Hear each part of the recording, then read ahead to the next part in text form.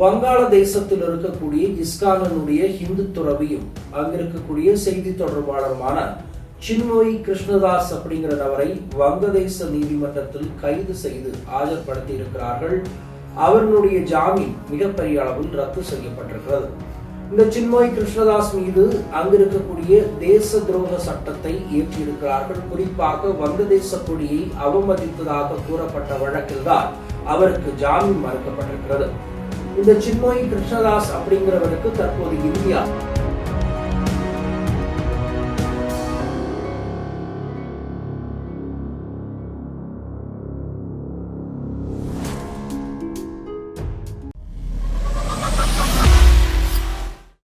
வணக்கம்.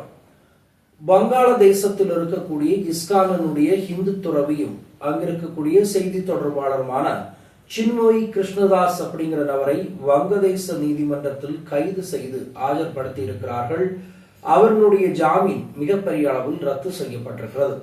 இந்த சின்மோய் கிருஷ்ணதாஸ் மீது அங்கிருக்கக்கூடிய தேச துரோக சட்டத்தை இயற்றியிருக்கிறார்கள். குறிப்பாக வங்கதேச கொடியை அவமதித்ததாக கூறப்பட்ட வழக்கில்தான் அவருக்கு ஜாமீன் மறுக்கப்பட்டிருக்கிறது. இந்த சின்மோய் கிருஷ்ணதாஸ் அப்படிங்கிறவருக்கு தற்போது இந்தியா ஆதரவு அளித்திருக்கிறது.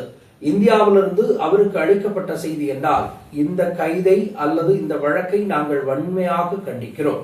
அங்கிருக்கக்கூடிய சிறுபான்மையினருடைய பாதுகாப்பு மிகப்பெரிய அளவில் கேள்விக்குறியாக இருக்கிறது என்றும், இந்து மக்களும் இந்து கோவில்களையும் பாதுகாப்பது வங்கதேச அரசாங்கத்தினுடைய கடமையாக கருத வேண்டும் என்றும் இவர்கள் கேட்டுக்கொண்டிருக்கிறார்கள். குறிப்பாக சின்மோய் கிருஷ்ணதாசனுடைய ஆதரவாளர்கள் மிகப்பெரிய போராட்டத்தை நடத்தி இருக்கிறார்கள். அது வங்கதேசத்தில் கலவரமாக மாறியிருக்கிறது. அங்கே நடந்த போராட்டத்தில் காவலர்களுக்கும் இந்த துறவிகளுக்கும் இடையே நடந்த சண்டையில் ஒரு வழக்கறிஞர் இறந்திருக்கிறார். இதே போன்ற செய்திகள் மிகப்பெரிய அளவில் வங்கதேசத்திலிருந்து மேலும் மேலும் வந்து கொண்டிருக்கிறது. நீதிமன்றம் கூறுவதனுடைய அடிப்படையில் இவருக்கு ஜாமீன் ஒட்டுமொத்தமாக ரத்து செய்யப்பட்டிருக்கிறது. தேச துரோக வழக்கில் கைது செய்யப்பட்டிருக்கிறார். குறிப்பாக வங்கதேசத்தினுடைய தேசிய கொடியை அவமதித்ததாக கூறி இந்த வழக்கு தொடரப்பட்டிருக்கிறது. இப்போது இந்தியா ஆதரவு அளித்திருக்கிறது இந்த சின்மோய் கிருஷ்ணதாஸ் அப்படிங்கிற துறவிக்கு.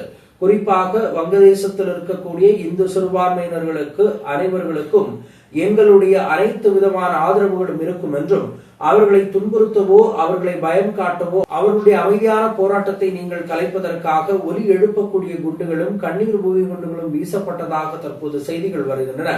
இதனை நாங்கள் இந்தியர்களாக இருந்து வன்மையாக கண்டிக்கிறோம் என்று இந்திய வெளியுறவுத்துறை அமைச்சகம் சொல்லியிருக்கிறது. இப்போது இதில் மிகப்பெரிய சிக்கல் என்னவென்றால், இந்த சின்மோய் கிருஷ்ணதாஸ் அப்படிங்கிற நபருக்கு கண்டிப்பாக ஜாமீன் மறுக்கப்பட்டு விட்டது. இனி அதற்கு அடுத்தது என்ன நடக்க போகிறது அப்படிங்கிறது தான் கேள்வி. ஒட்டுமொத்தமாக வங்கதேசத்தினுடைய கொடியை அவமதிப்பதற்காக இவர் மன்னிப்பு கேட்க வேண்டுமா, அல்லது இவர் எத்தனை ஆண்டுகள் சிறையில் இருக்க வேண்டும், இதன் பின்னணியில் இருக்கக்கூடிய வழக்கு என்ன, யாரால் இவர் வெளியே கொண்டு வர முடியும் என்கிறதை இந்தியா அலசி ஆராய்ந்து கொண்டிருக்கிறது. ஆனால் வங்கதேச தரப்பிலிருந்து கூறுவதாவது, இங்கே நடந்த விஷயங்கள் அனைத்தும் தவறாக சித்தரிக்கப்பட்டு கொண்டிருக்கிறது அல்லது தவறான செய்திகளாக வெளியே வந்து கொண்டிருக்கிறது. இங்கே நடப்பது ஒன்று, நீங்கள் நினைப்பது ஒன்று என்று வங்கதேசம் ஒட்டுமொத்தமாக ஆதாரமற்ற பேச்சுக்களாக இருக்கிறது என்று இந்தியாவினுடைய கண்டனத்தை ரத்து செய்திருக்கிறது. இதை இரண்டு நாடுகளுக்குமான நட்புறவை மேம்படுத்தாது என்றும் மிகப்பெரிய அளவில் வீழ்ச்சி அடைய செய்யும் என்றும் வங்கதேசத்திலிருந்து கூறிக்கொண்டிருக்கிறார்கள்.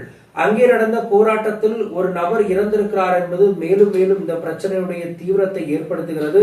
இந்த சின்மோய் கிருஷ்ணதாஸ் கைது செய்து போகும் பொழுது தன்னுடைய ஆதரவாளர்களுக்கு அமைதியான போராட்டத்தை தொடருங்கள், அமைதியான போராட்டத்தின் மூலமாக உங்களை வலுப்பெற செய்யுங்கள் என்றெல்லாம் இவர் பேசியிருக்கக்கூடிய காட்சிகள் நம் கண்முன்னாக வந்து போகிறது. ஆனால் எனக்கு இருக்கக்கூடிய இரண்டு கேள்விகள் என்னவென்றால், வங்கதேசத்தில் இருக்கக்கூடிய சின்மோய் கிருஷ்ணதாஸ் அப்படிங்கிற ஒரு நபரை கைது செய்தவுடன் இந்தியாவில் இருக்கக்கூடியவர்களுக்கு இந்த அளவிற்கு தேகம் முழுவதும் வேதனைகள் எழுகிறது என்றால், மணிப்பூரில் இருக்கக்கூடிய நம் நாட்டில் உள்ளே இருக்கக்கூடிய மக்கள் மிகப்பெரிய அளவில் தவித்து சின்னாபின்னமாகி கொண்டிருக்கும் பொழுது அதனை பார்ப்பதற்கு ஒரு நபர் கூட செல்லவில்லையே, அல்லது அவர்களுக்கு ஆதரவாக ஒரு விஷயத்தை கூட இவர்கள் பேசுவதற்கு தயாராக இல்லையே என்பதுதான் வருத்தத்திற்குரிய விஷயமாக இருக்கிறது. வங்கதேசத்தில் இருக்கக்கூடிய சிறுபான்மையினருக்கு இவர்கள் ஆதரவு தெரிவிக்கும் போது இந்தியாவில் இருக்கக்கூடிய சிறுபான்மையினருடைய நிலைமை என்ன என்பதை இவர்கள் ஒரு நொடியாவது யோசித்திருக்கிறார்களா என்பதும் என்னுடைய கேள்வியாக இருக்கிறது. பொறுத்திருந்து பார்ப்போம்.